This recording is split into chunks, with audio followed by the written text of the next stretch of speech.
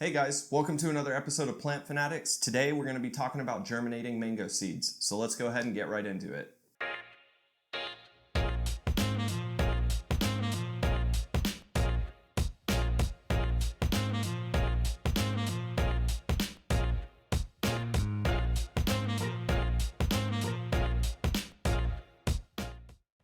Alright guys, so for this we're going to need a sharp knife, a mango, preferably a couple of mangoes. You might get a deformed seed that's not going to germinate for you, so it's always best to have multiple fruit for multiple seeds, a moist paper towel, a spoon or maybe a butter knife, whatever you have in order to pry the seed open after we get it out, a Ziploc baggie that says the type of seed that we're trying to germinate and then the date that we started germinating it on, so that way we can tell after a certain amount of time if a seed's going to be viable or not.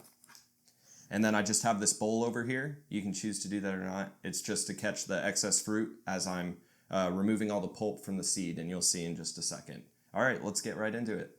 All right, so first thing that we're going to want to do is cut the mango oblong like this, because that's the shape that the seed is in.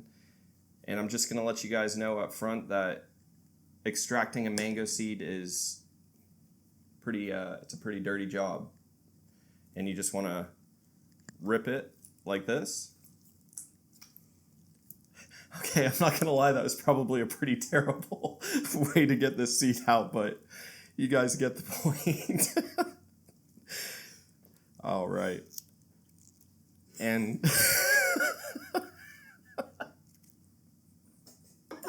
okay, no more laughing. No more laughing. All right, I'm good. So now that we actually have the seed out. Okay, we got to get it this time. And now that we have the seed out, you can see that was kind of a dirty job. But what you're going to want to do is take a spoon or something like a spoon, whatever, and you just want to get all that flesh off of the seed, mainly around the edges, because that's where the opening to the... This is actually an encasement. The seed is actually inside of this, so we have to get the seed out of that, and it's going to be very hard to do with all this flesh on there. So what we have to do is get rid of all of that. And after you get rid of all of that, I tend to like to let it dry out a little bit, because otherwise it's going to be slipping around, and you actually have to take this spoon to pry this open, and it would just, you'll nick your fingers and stuff as it's slipping off. So you're going to want to let the seed dry out for a little bit after you get all that flesh off. And I've actually got one that I've already dried out, so let me go ahead and grab that.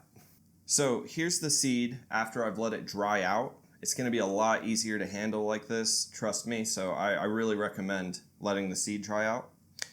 Now, you have to find the side, both sides kind of look the same, but you have to find the side that wants to open up, and you can really tell just by kind of messing around with it with the spoon. I just kind of take the spoon and I kind of shove it into one side, and you can see it goes in there, and it just pops open like that. Main point is you just have to get this husk off, and that's really the best way that I know how. And you just tear that open, and then pull that seed out of there. And that's what that husk looks like. And as you can see, that seed looks decently okay. It looks pretty viable. It's got a good thickness to it. But sometimes you're going to get a seed, I mean, you're going to pull it out of the husk and you're going to be like, what the heck is that? And if you think that to yourself, I would just get rid of that seed and move on to another fruit, open another fruit, and do it again. And just get good seeds, because that's the most important part in this process. So after you've got the seed out, there's two ways that you can go about this. The first one is you can use the paper towel method, which is basically just get a paper towel, run it under some water, squeeze it out a little bit. You want it to be not soaked, but just moist.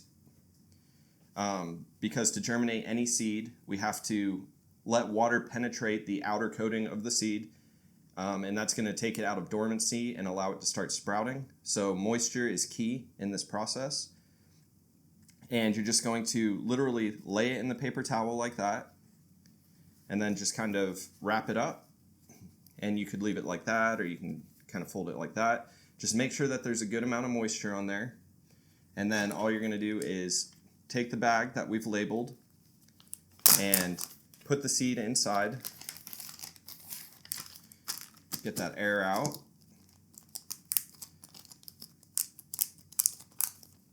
And then that's all there is to it. And you're just going to put this in a warm location. Not hot, warm, so you don't want it in a sunny window or anything. We don't want any fungus or mold or anything growing on this. So we probably want to keep it out of the light, but in a warm place. And just leave it there, and occasionally take it out. Just make sure that that paper towel stays moist, maybe every 2 days or so. And just take a spray bottle or something and mist water on there, keep it nice and moist. Put it back in the place where you got it, and eventually what you're going to see is a little root coming out. And whenever you see that root, you can actually transplant it into a pot, root down, and then water the pot and then let it grow. You're probably going to want a decently deep pot because this root that it has is it's a pretty vigorous root, and it needs some space to grow. So I would get a decently big pot, but not anything too big. Maybe I'm saying deep more than wide, if that makes sense to you guys. But now let me show you the other way that you can do this, and it's actually the way that I prefer to do it. Just because it just has less steps in it, and it works just as well. You just take a pot of soil and make a little space in there. And you take that seed, and you want this really curved area. Some of the seeds are going to look a little different, but the basic form is the same. You're going to see a curved side like that and a kind of funky looking side like that, and you want to put that down into the soil. Right here is where that root is going to come out. You can actually kind of see a little nodule there. That's where that root's going to come out. So just make a little gash in there, put it in there, leave the top of the seed to where you can still see it, just like that.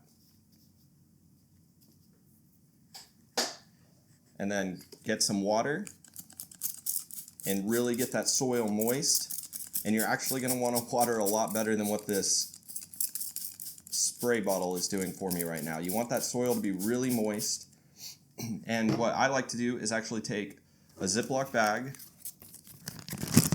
and put it over the top like that. This bag may not fit over there, but you want to get a bag that will fit. And then take a rubber band, put it around the pot, and hold that bag on top. And what that does is keeps the moisture in there. And you're going to have to water it a lot less. And I would remove the Ziploc bag occasionally, not very much. Just make sure that soil's nice and moist. And then when you see you're going to see the stem come out with the little leaves on it. And at that point, you can actually remove the bag, and you're good to go. Just keep it watered and let it get maybe a second set of leaves on it, and then you can repot it into a bigger pot. But that's really all there is to it, guys. Besides that, it's just follow these steps. Do what I said. Find your own way of opening this husk. It's kind of difficult to do, but yeah, have fun growing your mangoes, guys. And actually, before we go, guys, I just wanted to show you, I did have a mango seedling lying around. I had grafted some mango trees earlier this year, a few months ago.